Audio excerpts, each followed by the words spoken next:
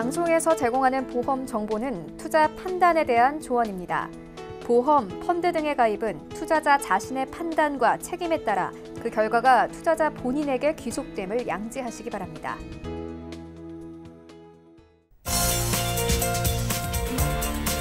네, 보험에 대한 모든 것을 알려드립니다. 전문가 군단과 함께하는 시청자 맞춤형 보험방송. 안녕하세요. 보험플랜 119의 진행 민채합니다. 자, 여성에게 발병률이 가장 높은 암, 바로 갑상선암인데요. 이게 발병률이 워낙 높다 보니까요. 보험사에서는 갑상선암을 일반암에서 제외하고 있는 추세입니다.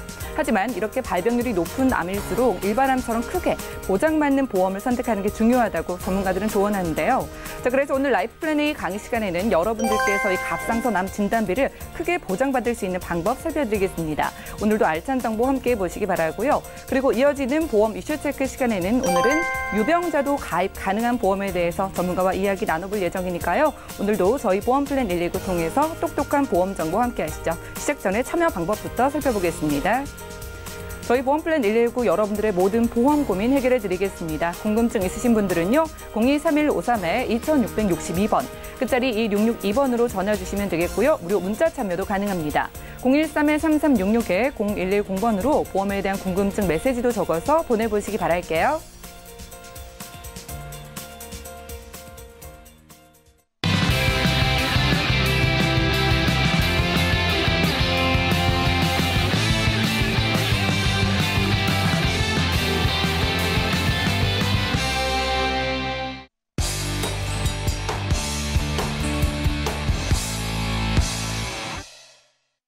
네, 시청자 여러분들의 보험 도우미 보험플랜 119 시작합니다. 첫 순서는요, 꼭 필요한 보험 보장 항목을 알기 쉽게 짚어드리는 바로 라이프플랜 A 강의 시간인데요. 자, 여성분들의 이 부동의 1위인 발병률 1위인 갑상선암, 어떻게 하면 좀 든든하게 대비를 할 수 있을까요? 오늘은 김정덕 전문가님 함께 하시죠. 네, 오늘 갑상선암 진단비를 좀 더 여유 있게 크게 준비할 수 있는 방법을 알아보는 시간을 가져볼 텐데요. 자, 이 암이라는 게 왜 발병이 되는 걸까요? 왜 우리가 그렇게 두려운 질병 중에 하나인 암의 발병률이 높은 걸까라고 보면은 암이 발병할 수 있는 발병률 1위는 바로 방사선 노출이라고 합니다. 방사선 노출은 우리 세포 조직을 손상을 시키는 거죠. 근데 이제 암은 세포죠, 세포. 우리 몸에서 세포들이 열심히 일을 하고 그 활동이 끝나버리면 새로운 세포들로 다시 그 자리가 바뀌는데요. 이 세포 조직이 손상이 됨으로 인해서 불필요한 세포들이 더 많이 생기는 거죠. 그래서 이 세포들이 어디 부위에 앉느냐에 따라서 계속 자기가 활동을 하면 이게 악성 종양이 되는 거고, 아무 활동도 하지 않는다 그러면 이제 우리가 흔히 알고 있는 양성 종양입니다. 그래서 암은 발병률이 높은 게 바로 방사선 노출이다. 그래서 우리가 일하는 작업 환경이라든가 마시는 공기라든가 밟고 있는 땅, 이런 지리적인 면, 환경적인 면에서 방사선 노출에 굉장히 많이 노출되어 있다. 그래서 세포 조직이 손상이 됨으로 인해서 발병률이 높다라고 할 수가 있습니다. 그래서 과거에 2011년도에 그 일본의 후쿠시마에서도 원전 사고 있었잖아요. 그래서 그때 뉴스에 같이 보도된 게 뭐였냐면 몇십 년 후에 암 환자들이 굉장히 많이 증가할 거다라는 것도 뉴스에 같이 보도가 됐었습니다. 그리고 또 10여 년 전에 S전자 반도체 공장에서도 백혈병이나 혈액암의 환자가 굉장히 많이 발병이 됐습니다. 일반인들보다. 그래서 이제 그 유가족의 손을 들어서 승소를 한 경우가 있고, 또 지금도 소송 중인 게 있습니다. 바로 항공사 승무원들인데요. 공기 중에, 대기 중에 방사선 노출이 많이 됐다. 그래서 일반인들보다 암의 발병률이 굉장히 높다 해서 지금 또 이제 소송 중에 있습니다. 그래서 이 암이 생기는 거는 바로 세포 조직의 손상이다라고 할 수가 있고요. 그 다음에 이제 뭐 가족력이라고 많이들 얘기하는데, 뭐 양쪽 부모님이 다 암 진단을 받은 경우가 있다라고 하면 자녀분들이 암 발병률이 뭐 일반인에 비해서 3배에서 7배까지 높다라는 얘기가 있습니다.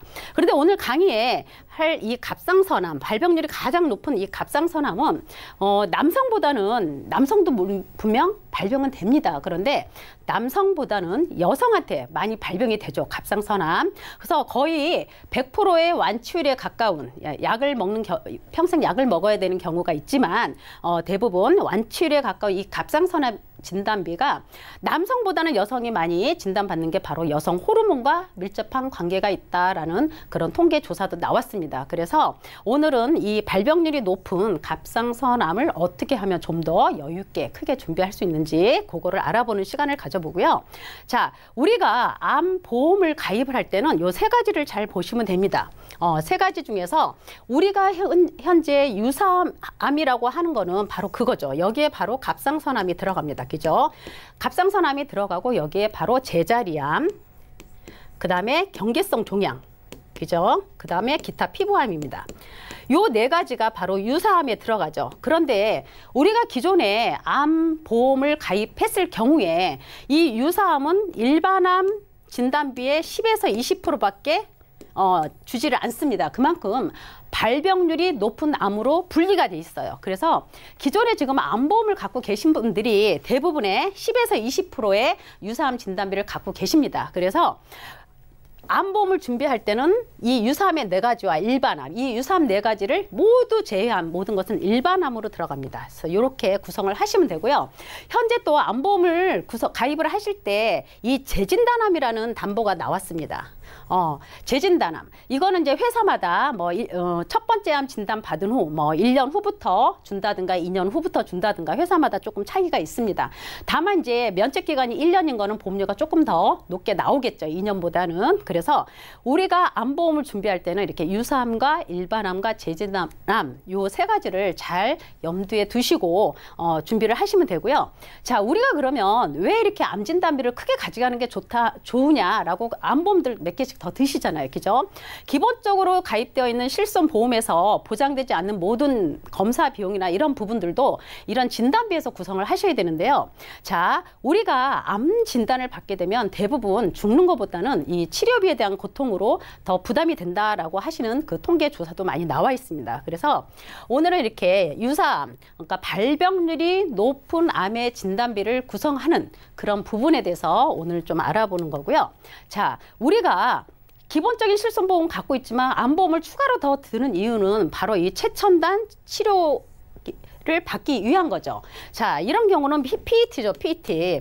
이거는 양전자 방출 단층 촬영 장치예요. 자, 이거는 암이 전이 되거나 아니면 암이 새로 재발될 수 있는 그런 검사까지 다 되는 겁니다. 그리고 이건 맘모툼인데 우리가 이제 유방에 이런 종양 생겼을 때 흉터 없이 바늘 자국 하나만으로도 제거가 되는 그런 굉장히 고가의 치료기입니다. 그리고 이런 건 이레사든 허셉틴이든 글리백이든 이런 거는 이제 암 진단 받은 경우 그 항암 치료제입니다. 약입니다. 약이고 이제 MRI든 아니면 단기 병상제든 여러 부분의 최첨단 기술이 있습니다. 그런데 이거는 검사하고 재발이 되느냐 어떤 그런 부분을 보는 그런 검사기지만 요거 외에도 그 로봇 시술이라든가 아니면 사이버 나이프 아주 고가의 이런 치료 기술도 있습니다. 그래서 국민건강보험공단에서 되지 않는 모든 부분은 내가 갖고 있는 진단비로 이런 치료를 받으셔야 된다라는 생각을 해봅니다.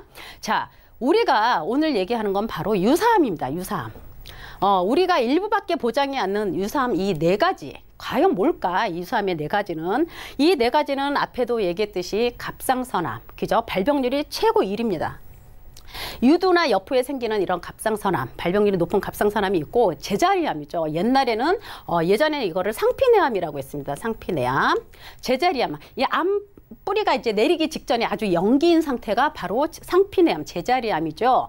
그리고 경계성 종양. 암이 세포가 생기기 시작했는데 이게 아직 양성인지 악성인지 아주 구분이 애매모호한 이걸 바로 경계성 종양이라고 합니다. 그리고 마지막으로 기타 피부암. 피부암 중에서도 기타 피부암. 요 네 가지만 유사암에 들어갑니다. 그래서 우리가 암 보험을 준비할 때 이 네 가지 유사암 제한 모든 거는 일반암으로 보상받는 암보험을 준비를 하셔야 되고요. 일부 회사에서는 여성은 자궁암이나 유방암, 또 남성으로는 방광암이나 전립선암 요 네 가지도 이 유사암이나 소외암으로 구분한 회사가 굉장히 많습니다. 그래서 발병률이 높은 암도 일반암 못지않게 진단비를 주는 그런 암보험을 준비하시는 게 가장 중요하다라고 보고요. 자, 유사암의 이 네 가지인데 오늘의 강의는 바로 갑상선암을 어떻게 하면 좀 더 크게 준비할 수 있느냐, 바로 그 부분인데요. 지금 상품에는 이렇게 돼 있습니다. 유사암도 가입되고 갑상선암 진단비도 초기가 아니면 추가로 특약으로 내가 가입을 하실 수가 있습니다. 그래서 이 갑상선암 초기 제외로 총 4천까지 가입을 할 수가 있지만, 만약에 갑상선이 초기에 들어가 버리면 유사암에서 진단비를 받을 수가 있습니다. 그래서 유사암의 진단비를 좀 크게 가져가시고 갑상선 초기 제외를 또 추가로 특약을 가져가시게 되면 최고 4천까지도 준비가 가능하다. 그래서 이렇게 갑상선암 진단비를 좀 더 여유 있게 가져가자라는 그겁니다. 그래서 자, 그러면 방금 얘기했듯이 유사암을 제외한 갑상선암 중에서도 갑상선암 진단비인데 초기 제외라고 해놨습니다, 보험사가. 그러면 이 초기 제외는 과연 어떤 내용을 얘기하느냐, 바로 이런 거죠. 우리가 갑상선은 대부분이 유두암이나 여포암입니다. 갑상선암 진단받게 되면 둘 중에 하나예요, 그죠? 자, 병리학적으로 암 종양의 크기가 최대 2cm 이하여야 한다. 이하인 갑상선암이어야 한다.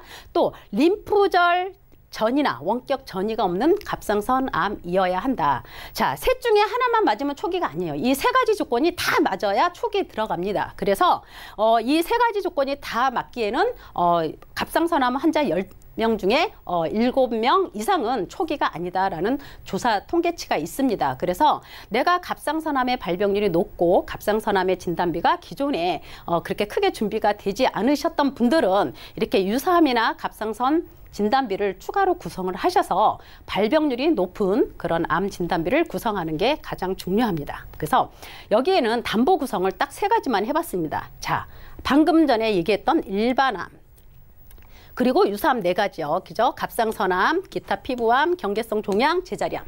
이렇게 네 가지 하고 그다음에 갑상선암 초기 제외 진단비를 넣습니다. 그래서 각각 2천만 원을 다 넣었어요. 그래서 만약에 내가 유방암 진단을 받았다라고 하면 일반암에서 받겠죠. 그런데 내가 만약에 갑상선암 진단을 받았다 그러면 유사암에서 2천만 원 받겠죠. 근데 갑상선이 암 진단 받았는데 초기가 아니다. 그럼 추가로 2천이 또 나옵니다. 네, 추가로 나오죠. 자, 우리가 암보험 가입할 때 대부분 암 진단비는 최초 1회는 한 번 받으면 더 이상 주지 않습니다. 자, 일반암은 어느 보험사나 최초 1회안이에요. 한 번 주고 더는 주지 않죠. 최초 1회안. 최초 1회안이고, 그리고 여기는 면책기일이 있어요. 가입하고 90일 이내에는 보험회사가 암진단비를 지급하지 않습니다. 면책기일 90일 따라가죠. 자, 유사암에는 면책기일이 없습니다. 가입하고 나서 내가 갑상선암 진단을 받았든 제자리암 진단을 받았든 기타 피부암을 진단을 받았든 면책기일이 없어요, 유사암은. 예전에는 있었죠. 근데 지금은 면책 기간이 없습니다. 가입 즉시 바로 진단받아도 지급을 하게끔 되어 있어요. 그리고 갑상선암도 마찬가지입니다. 그래서 우리가 암 진단비를 구성할 때 이 세 가지 구성에 대해서 유사암을 조금 보강시키는 플랜으로는 가장 적절하지 않나라는 생각을 해봅니다. 그러면 이 갑상선암 진단비에 보완을 하는데 여기는 어떤 납입면제 기능을 갖고 있느냐라고 보면, 일단 다치거나 아파서 80% 이상 후유장애 입었다 그러면 또 납입면제가 됩니다. 그리고 우리가 암 진단 시 아니면 뇌출혈이나 뇌경색이 다 되는 뇌졸중 진단 시, 그리고 급성심근경색 진단 시, 아니면 말기, 폐나, 간, 신부전 이런 경우 이 8대 납입면제 기능을 같이 따라갑니다. 그래서 암보험의 구성을 함에 있어서 납입면제 기능도 너무 좋다.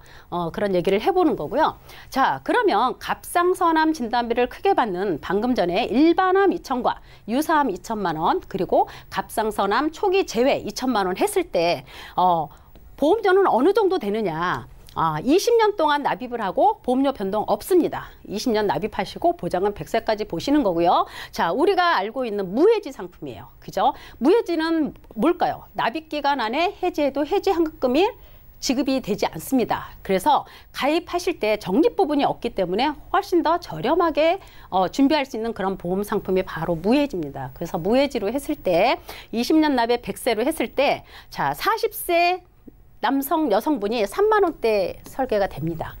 20년 동안 보험료 변동 없고 납입이 끝나면 보장만 100세까지 다 보시면 돼요.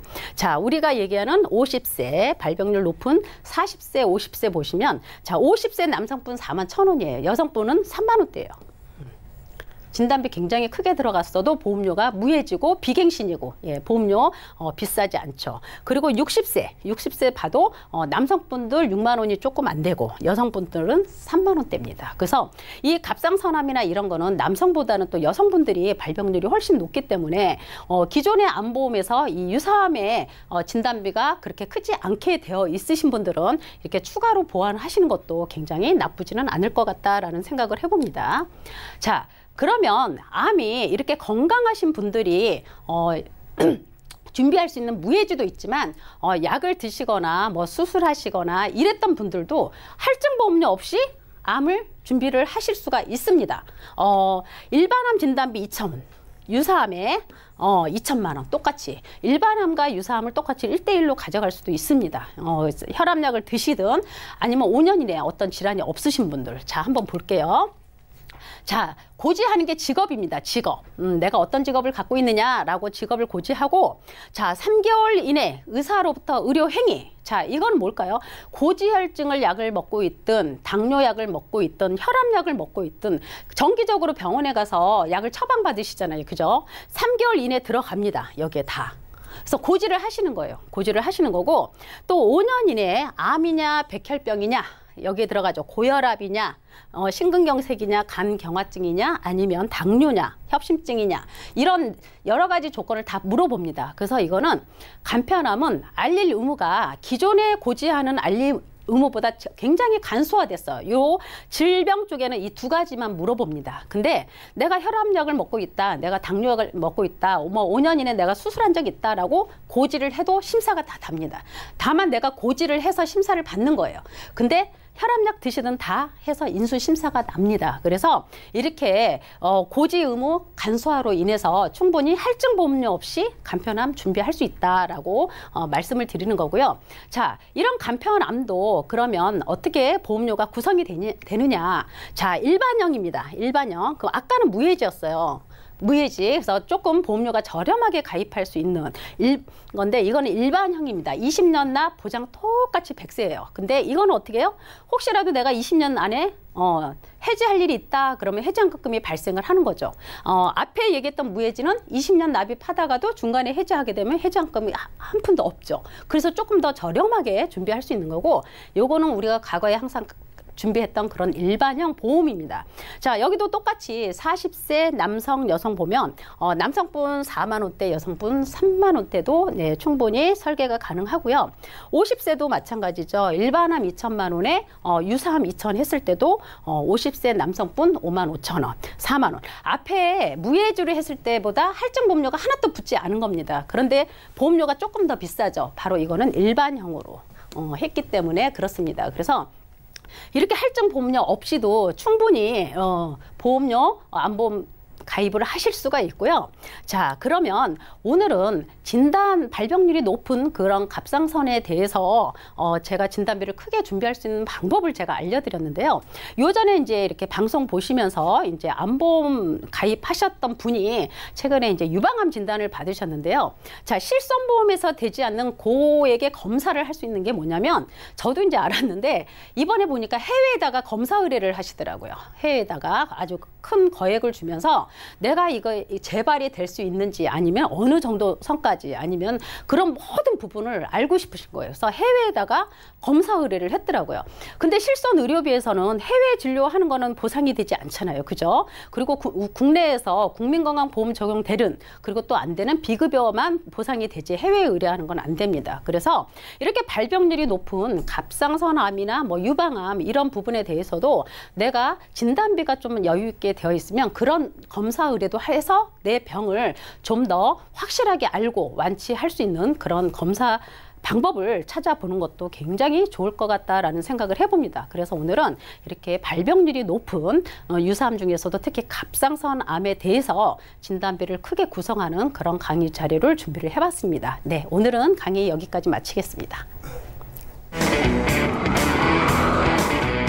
오늘은 김정덕 전문가와 라이프 플랜 A 강의 시간 함께했습니다. 자, 암 보험은요 준비해놨다고 다가 아닌 것 같습니다. 보장 범위가 어떻게 설정돼 있는지 확인을 해보실 필요가 있을 것 같은데요. 특히나 발병률이 높은 갑상선 암은 최근에 이 보장 금액이 점점 적어지고 있는 추세인데 오늘은 이 갑상선 암도 일반 암처럼 크게 보장받을 수 있는 보험을 소개해드렸습니다. 보험 지금 없으신 분들은 물론이고요. 보험 있으셔도 암 보장 좀 추가로 넓게 가져가실 수 있는 기회라고 하니까 한번 살펴보시고 궁금증 있으시면 연락 주시기 바랄게요. 자, 보험에 대한 궁금증 있으신 분들도 많은 전화, 문자 주시기 바라고요. 저희는 강의 정리해드리고 보험 이슈 체크 시간으로 돌아올게요.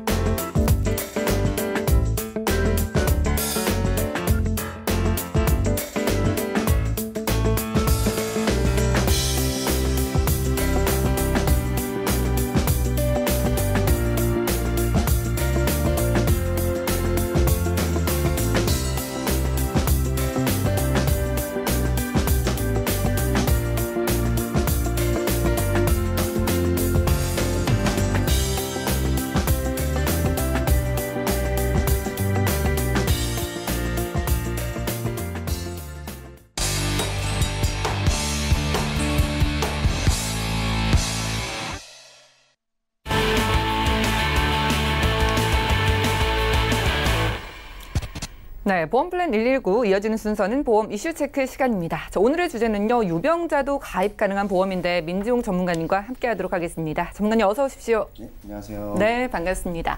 자, 전문가님 오늘 이 시간 좀 보험 가입이 어려우신 분들을 위해서 준비를 하셨다고 들었는데 네. 어떤 분들에게 특히나 좀 보험 가입이 어려운 걸까요? 네, 우선은 이제 가장 많은 경우가 바로 이제 건강 상황에 따른 어떤 보험 가입이 거절되는 경우를 들 수가 있겠는데요. 사실 이제 조금이라도 좀 건강하고 나이가 조금이라도 어릴 때 보험을 준비해야지 뭐 보장면이든 가격면이든 유리하다는 거는 뭐 대부분 분들께서 그렇죠. 알고 계실 텐데요. 그럼에도 불구하고 이런 부분들을 다 알고 있어도 뭐 경제적인 요인이라든지 또는 건강 상황 때문에 보험 가입에 대해서 조금 미뤄오시다가 나중에 혹시나 이제 건강에 대해서 어떤 이상 신호가 발견되거나 또는 검진 이후에 보험을 이제 부랴부랴 준비하시는 분들이 굉장히 좀 많은 것 같습니다. 사실 가벼운 증상 같은 경우에는 별 무리가 없겠지만요. 뭐 고혈압이라든지 고지혈증, 그다음에 뭐 당뇨병, 뭐 관절염과 같은 어떤 만성 질환 그걸로 인해서 약을 드시는 분들이라든지 아니면 뭐 허리나 척추 그리고 목 디스크와 같은 그런 부분들이 이제 진단을 받게 된다면 이제 그분들 같은 경우는 사실 보험 가입에 어떤 제약이 생기고 또 가격이 비싸진다든지 아니면 다른 분들보다 보장의 폭이 좀 좁아진다든지 이런 불리한 여건이 확실히 좀 생기게 되는데요. 또 하나는 이런 만성 질환이 좀 여러 가지가 발생한다든지 아니면 또 이렇게 10년 넘게 뭐 이렇게 좀 오래 지속되는 경우에는 사실 본인의 진단이 정확하게 어떤 것인지 그리고 치료 시기라든지 발병 시기를 정확하게 인지하지 못하고 있는 경우들도 굉장히 많이 볼 수가 있어요. 그러다 보면은 본의 아니게 또 고지 의무를 위반해서 가입하게 되는 경우도 생기기 때문에 사실상 보험 가입을 미루는 것은 그러니까 어차피 내가 보험을 가입할 건데 그거를 조금 미룬다는 것은 사실 어떤 면에서도 좋은 방법이 아니라는 생각이 좀 들고요. 그다음에 또 이제 보험 가입을 거절당해 보신 경험이 있는 분들께서는 본인의 건강 때문에 이 보험 가입을 포기하고 살아가게 되는 경우들도 있을 수 있는데 그런 분들 있으시죠. 오늘은 이제 그런 분들을 위해서 내 몸이 좀 아프고 건강 상황이 좋지 않아도 가입할 수 있는 여러 가지 보험들에 대해서 한번 말씀을 드려볼까 합니다. 알겠습니다. 나이가 어리거나 건강할 때 보험 준비하면 가장 좋지만 미루다가요 결국은 좀 일이 터지고 나서야 우리가 보험을 좀 들여다보게 되는데 오늘 이 정보 보험 가입 포기하신 분들께 아주 유용하게 될 것 같습니다. 자, 그러면 어떤 보험들이 좀 있을까요? 네, 우선 이제 첫 번째로는 뭐 이제는 너무 많이 흔해지고 또 많은 많은 분들께서 알고 계시는 간편건강보험 혹은 또 유병자 플랜이라고 불리는 보험인데요.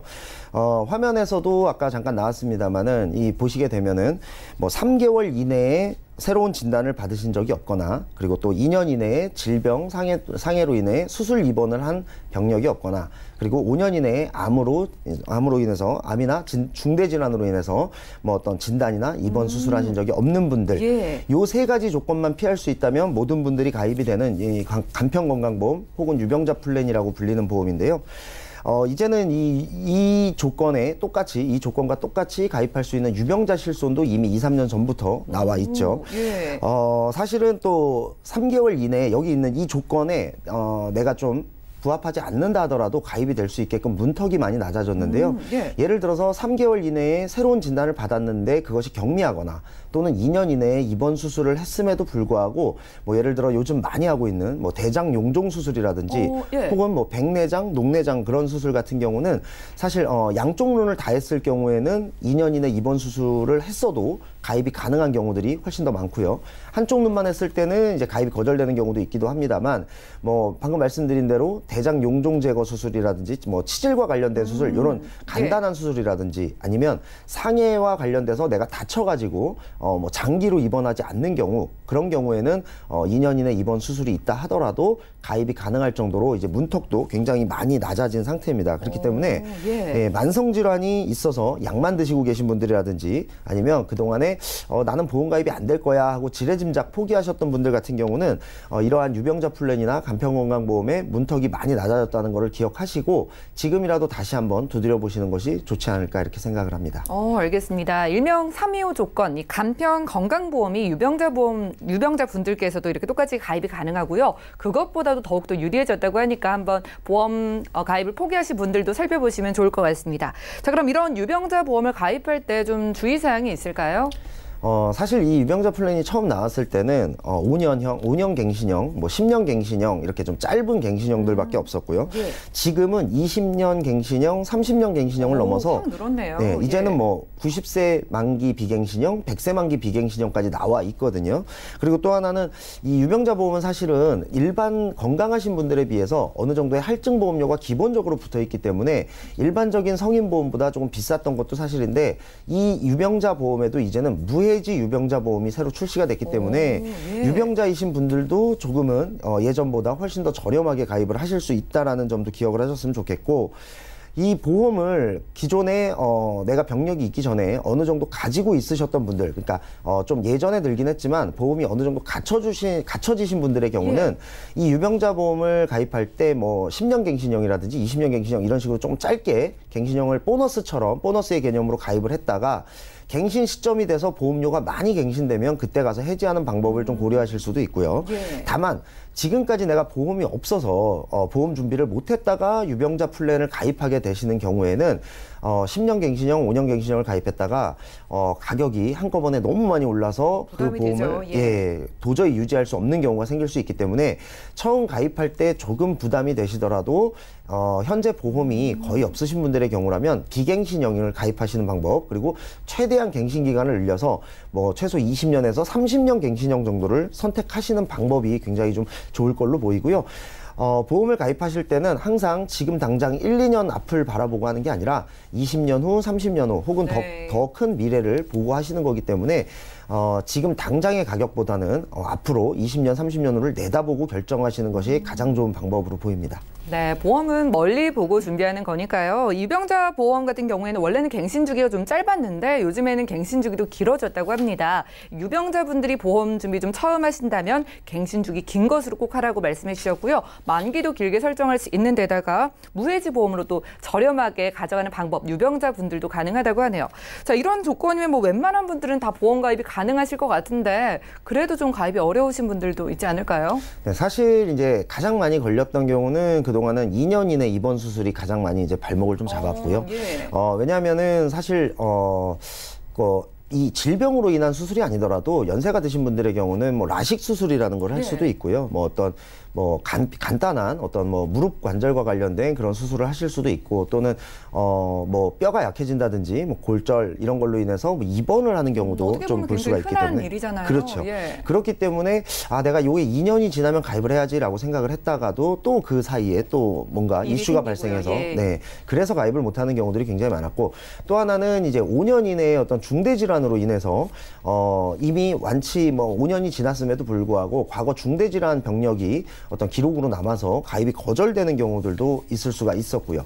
그다음에 또 이제 의외로 또 젊은 분들 중에서 어떤 운동을 좀 과도하게 했다든지 아니면은 뭐 학창 시절, 군대 시절 아르바이트 하다가 뭐 이렇게 좀 다치는 경우, 뭐 허리나 척추, 목 같은 경우에 디스크 판정을 받는 경우라든지, 혹은 또 예기치 않게 교통사고로 인해서 이제 장기적으로 입원을 좀 오래 하는 장기 입원력을 가지고 있다든지, 이런 분들의 경우 좀 보험이 거절되는 경우를 심심치 않게 볼 수가 있었고, 또 오히려 이제 이 유병자 플랜 같은 경우는 사실 나이가 어려도 또 가입이 안 되는 경우가 있기 때문에요. 어리면 왜 안 돼요? 과거에는 이제 40세 이상부터 가입 조건이 있었고요. 지금도 이제 가장 짧은 건 30세입니다만 그것도 해당 보험사에 따라서 조금 차이가 있기 때문에 어린 분들의 경우는 유병자 플랜을 가입하고 싶어도 가입할 수가 없었던 점, 그런 부분들도 꽤 있기도 합니다, 사실은.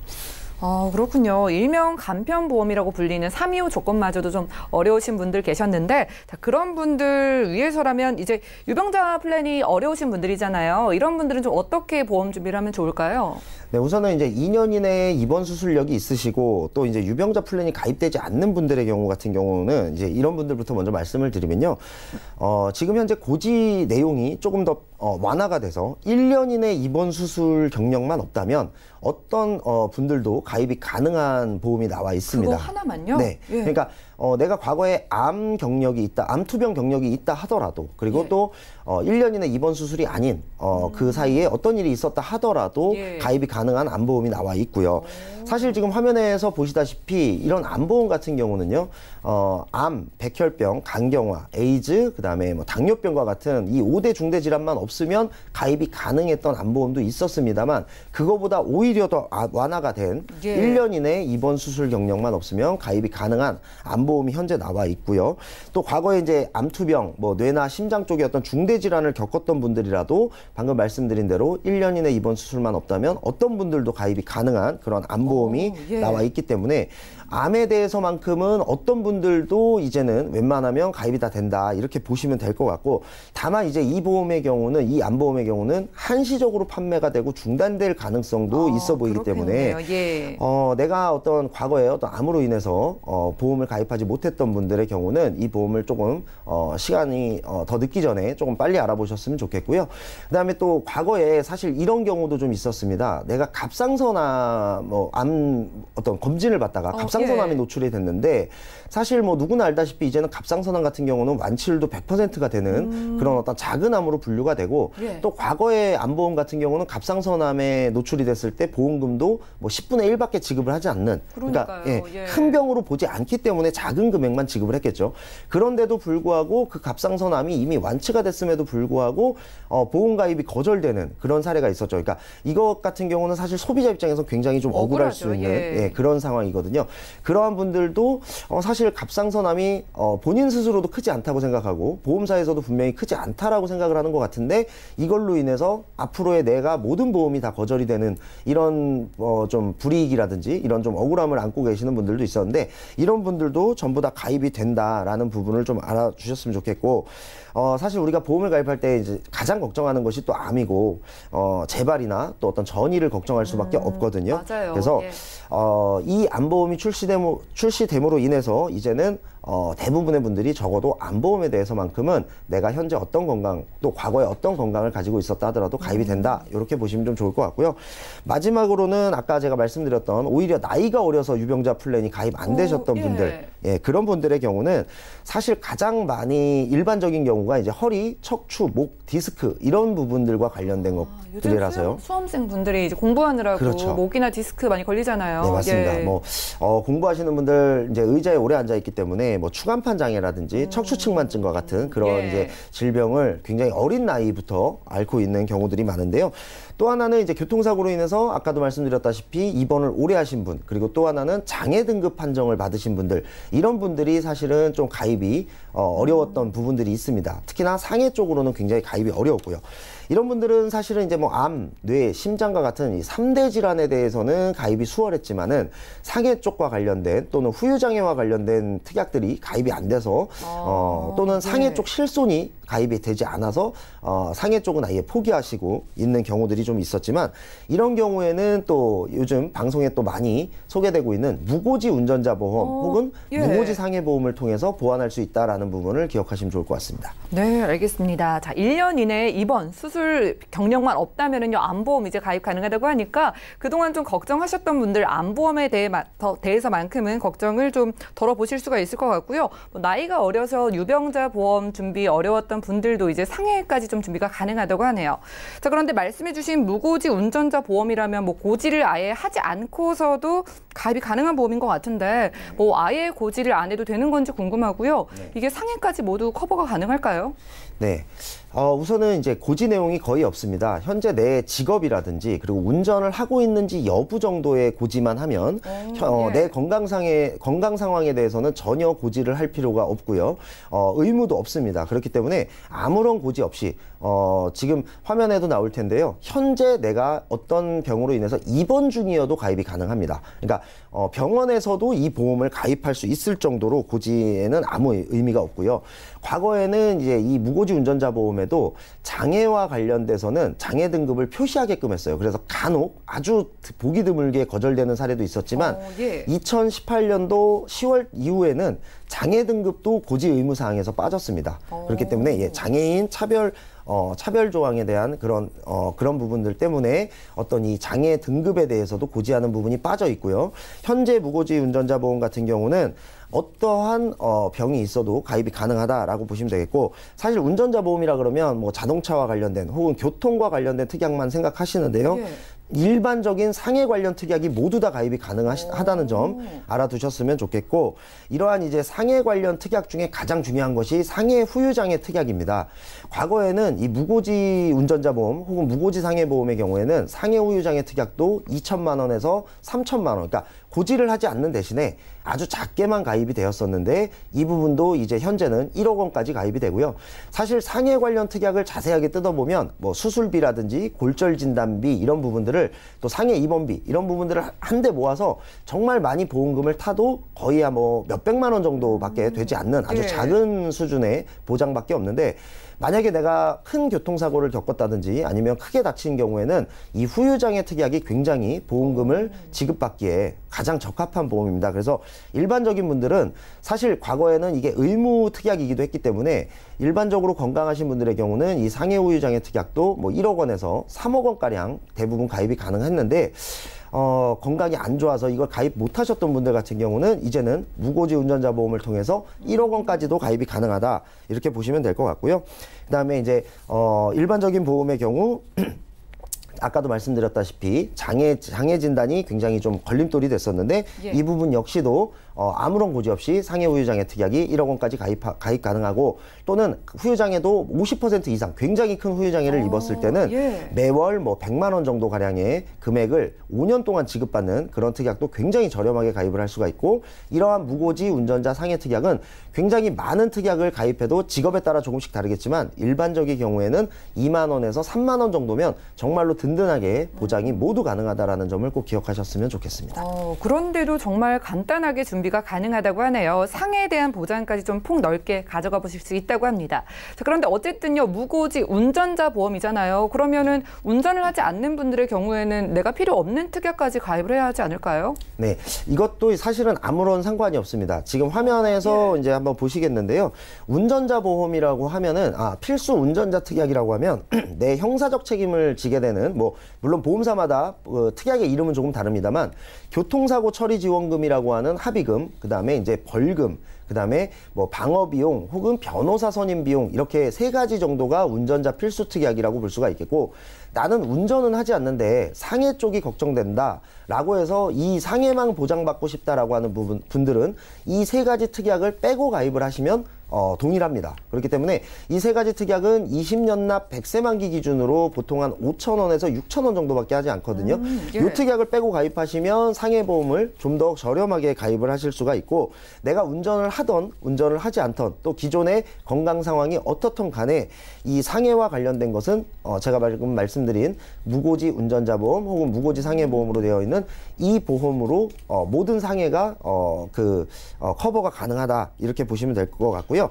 유병자 보험조차 이제 가입이 되지 않았던 그런 분들 같은 젊은 분들의 경우는 예. 3대 질병 진단비 수술비 보험에 이 무고지 운전자 혹은 상해보험으로 보완을 하시면 두 가지 보험으로 대부분의 특약을 다 커버할 수 있다, 이렇게 보시면 될 것 같습니다. 네, 그러면은 뭐 그 이외에 다른 뭐 말씀해 주신 다른 경우도 있는지 궁금한데 뭐 거의 다 가능한 것 같아요. 네, 맞습니다. 예. 우선은 이제 연령이 너무 높아서 가입이 안 되는 경우들이 있었죠. 작년만 하더라도 75세까지 보험 가입이 제한되었었는데요. 올해부터는 80세 분들도 가입 가능한 보험이 나와 있고요. 고령화 시대에 따라서 이 연령도 계속 높아질 것으로 보입니다. 그다음에 또 하나는 이제 고령화 시대와 맞물려서 출산 시기가 굉장히 늦어졌고 결혼 시기도 많이 늦춰졌죠. 예. 그러다 보니까 태아보험을 가입해야 하는데 산모분들의 평균 연령이 좀 높으니까 아무래도 이 태아보험을 가입할 때 산모의 건강과 관련돼서 가입이 좀 되지 않는 경우가 있었습니다. 그런데 지금은 이 태아보험조차도 325 간편 플랜이 나와 있어서 산모의 건강이 굉장히 좋지 않은 경우, 즉 11대 중대질환을 겪고 있거나 뭐 이런 경우가 아니라면 대부분 다 가입이 되는 325 간편 태아보험이 나와 있고, 그 다음에 이 325 간편 태아보험의 경우는 어떤 보험료가 높아진다든지 어떤 불이익이 있거나 보장이 적은 것도 아닙니다. 그냥 똑같은데 다만 태아보험의 문턱이 굉장히 낮아졌다, 이렇게 보시면 될 것 같습니다. 그래서 이 태아보험도 간편하게 가입할 수 있는 부분이 있으니까 과거에 임신성 당뇨라든지 이런 부분 때문에, 천식이라든지 이런 부분 때문에 가입 못하셨던 분들도 가입 가능한 태아보험이 나와 있다, 이렇게 보시면 될 것 같습니다. 네, 알겠습니다. 자, 오늘은 민지용 전문가와 함께 보험 이슈 체크 시간 함께했습니다. 병력이 있어서 그동안 보험 가입 좀 고민이셨던 분들 오늘 좀 귀를 솔깃하게 여셨을 것 같은데요. 자, 지금 평균 수명이 길어지면서 나이나 병력 있으신 분들에게 유리한 상품이 많이 출시되고 있다고 하니까 궁금증 남아 있으시면 연락 주시면 되겠습니다. 자, 저희가 제공해드리는 정보는 투자 판단에 대한 조언일 뿐 해당 보험의 가치와 수익률은 보장하지 않는다는 점 기억을 해주시면 좋을 것 같고요. 여러분들은 지금 맞춤형 보험 솔루션 프로그램 보험 플랜 119와 함께하고 계십니다. 전화, 문자 남겨주세요. 저희가 실시간으로 자세한 상담 도와드리겠습니다. 자, 걸려온 전화부터 받아보겠습니다. 여보세요? 여보세요? 예, 시청자님 반갑습니다. 네, 안녕하세요. 예, 반갑습니다. 어떤 고민이 있으실까요? 네, 제가 지금 보험이 3개 있는데, 예. 그, 가입 당시에 그 소멸성보다는 환급성이 좀 좋을 것 같아서 환급성으로 가입을 했었거든요. 예. 근데 이게 지금 2019년 되니까 보험료가 너무 비싼 거예요. 그래서 방송 보니까 리모델링로 그 보험료를 줄일 수 있다고 해서 네, 혹시 제 경우에도 해당이 되는지 궁금해서 전화드렸습니다. 네, 연락 너무 잘 주셨고요. 그냥 혼자서 정리하는 것보다 전문가님께 좀 여쭤보고 정리하는 게 좋잖아요. 자, 지금 네. 보험료 거의 29만 원인데요. 좀 어느 정도 네네. 부담 좀 덜어보시면 좋으실까요? 한 10만 원대로 좀 10만 원대 정도로 네. 좀 보장 크게 가져가실 수 있도록 도와드릴게요. 자, 지금 3건의 보험 가지고 계신데 특별하게 내가 좀 신경 쓰고 싶은 보장이나 가족력 있으실까요? 아니요, 딱히 없어요. 그런 건 없으시고요. 올해 네네. 연세가 어떻게 되실까요? 네, 32살이요. 30대 초반이시고요. 알겠습니다. 그럼 저희가 민지용 전문가님 연결을 해드릴게요. 잠시만 기다려주세요. 네. 네, 시청자님 증권부터 확인해 보시죠. 자, 30대 초반이신 여성분의 증권 살펴보겠습니다. 먼저 AIA생명의 뉴 원스톱 암보험 2011년도에 준비해 주셨고요. 삼성화재에서는 뉴 플러스 건강보험 준비해 주셨습니다. 자, 동양생명에서는 수호천사 홈케어 암보험까지 월 납입되는 보험료는 29만 원 정도네요. 자, 문의사항 함께 살펴보죠. 자, 가입 당시에는 환급성으로 준비하는 게 좋을 것 같아서 이렇게 준비를 했는데 보험료가 점차 오르면서 지금 좀 부담이 되신다고 합니다. 보장도 잘 받고 보험료도 줄일 수 있도록 민지용 전문가님께서 도움 주시죠. 네, 시청자님 안녕하세요. 네, 안녕하세요. 네. 지금 이제 나이가 굉장히 젊으시기 때문에 뭐 그동안 어디 아픈 데나 뭐 보험금을 청구해 보신 적은 있으신가요? 아니, 없어요. 네, 이제 사실 이제 이런 경우에 매달 나가는 보험료는 많은데 내가 딱히 보험금을 청구해 본 적도 없고 받아본 적이 없기 때문에 아무래도 당연히 이렇게 보험료가 많이 나가는 거에 대해서 아까워할 수밖에 없는 게 사실인데요. 그러다 보니까 내가 안 아플 수도 있는데 나중에 이 보험이 그냥 소멸되면 내가 그동안 낸 보험료가 너무 아깝다라고 해서 환급형으로 이제 가입을 해두시는 분들의 경우가 종종 찾아볼 수가 있어요. 지금 시청자님처럼. 그런데 이 환급형이 좋냐, 소멸성이 좋냐는 각각의 장단점이 있고 효율을 따져봐야 되기 때문에 굉장히 복잡한데요. 지금 시청자님의 경우에 한해서만 한번 말씀을 드려보자면은 제가 한번 증권을 받고 간단하게 한번 계산을 한번 해봤거든요. 지금 한 30만 원가량 정도 보험료를 내고 계시는데 사실은 요거를 소멸성으로 만약에 가입을 해두셨다면 물론 이제 갱신형도 있고 해서 좀 복잡하니까 그냥 단순히 뭉뚱그려서 한번 말씀을 드려볼게요. 지금 가지고 계신 보험을 만약에 처음부터 소멸성으로 가입을 했다라고 하면 한 15만 원 정도면 충분히 가입을 하지 않으셨을까 싶어요. 근데 환급형으로 가입하셨기 때문에 이 보험들이 지금 현재 거의 2배가량 한 30만 원 정도 내고 계시는데 30만 원씩 뭐 20년 납을 했다고 가정을 하면 보통 한 7,200만 원 정도를 내시는 걸 거예요. 그런데 요 보험마다 환급 기준이 조금 다릅니다. 요 증권을 좀 자세히 보셨나요, 혹시? 네네. 예, 보시면 증권에 보면은 환급이 어떻게 되는 것들이 아주 작게 표시가 되어 있는데 뭐 예를 들면 만기 시에 그동안 납입한 그 납입보험료 전부 혹은 뭐 주계약에 대한 납입보험료 전부 이렇게 되어 있어요. 그러니까 제가 계산을 해보니까 보장을 받으시는 거 빼고 나중에 환급 받는 게 총 7,200만 원 정도를 내고 약 한 5천만 원 정도 환급을 받는 거예요. 그러니까 지금 시청자님은 아마 100% 환급을 받는 거다라고 해서 뭐 한 7,200만 원을 내고 한 7,200만 원 정도를 내가 나중에 노후에 받지 않을까 요 정도로 생각을 하실 텐데요. 아마 한 5천만 원 정도 보장을 받게 그렇게 한번 생각을 하실 수 있으면 될 것 같고요. 사실 요걸 조금 더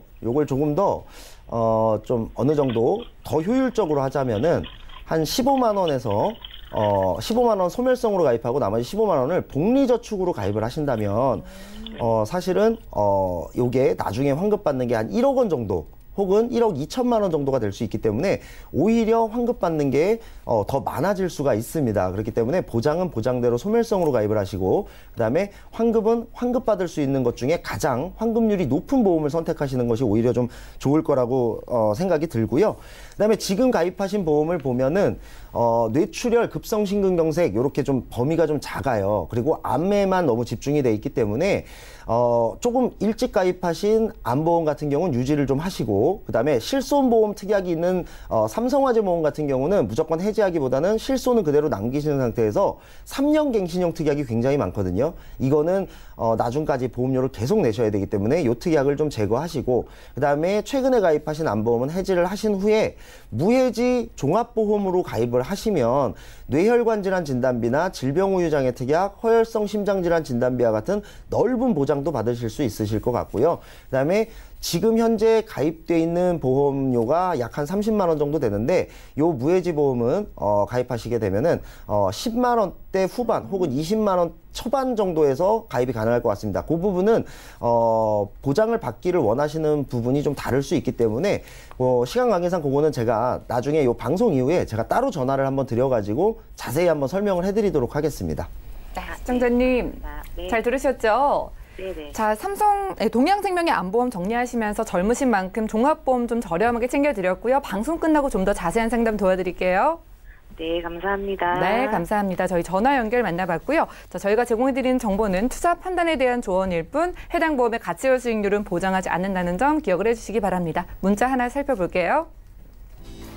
7232님께서 보내주셨습니다. 21세 학생보험 문의드립니다. 5년 전에 실손 보험을 포함한 통합보험을 가입을 했는데 담보들이 모두 갱신이라고 하네요. 유지를 해야 할까요? 자, 김정덕 전문가님 어떻게 보시나요? 네, 이제 학생이고 20대 초반이네요. 그죠? 근데 여기는 실손보험까지 포함이 되어 있기 때문에 해지하기에는 조금 무리입니다. 그래서 우리가 전문 용어로 부분 배설을 하라고 하는데 이 부분은 뭐냐면 보험은 유지되어 있으면서 갱신형 일정 담보만 삭제할 수가 있습니다. 그래서 월 납입하는 보험료를 좀 줄이시고 대신 요즘 20대 초반이라면 무해지 상품 굉장히 좋은 게 많습니다. 뇌혈관이나 허혈성 심장질환도 진단비가 좀 크게 들어가고 암 진단이나 유사암의 진단비도 크게 준비할 수가 있기 때문에 무해지로 비갱신으로 준비를 해준다 하면 기존에 내고 있는 보험료와 큰 변동 없이 보장의 폭은 굉장히 넓혀서 준비하실 수가 있습니다. 그래서 최선의 방법으로는 부분 배설을 권해드립니다.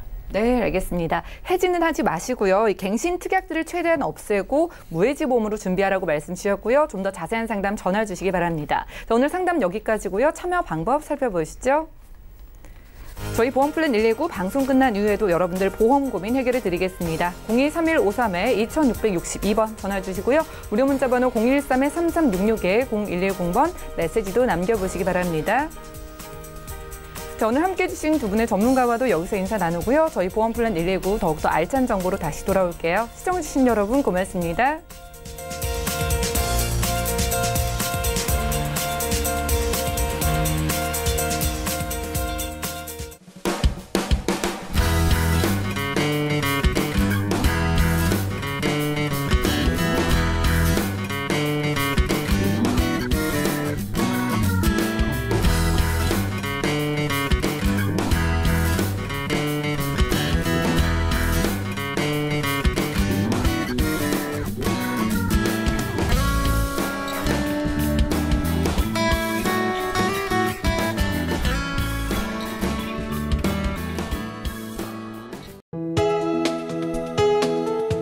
방송에서 제공하는 보험 정보는 투자 판단에 대한 조언입니다. 보험, 펀드 등의 가입은 투자자 자신의 판단과 책임에 따라 그 결과가 투자자 본인에게 귀속됨을 양지하시기 바랍니다.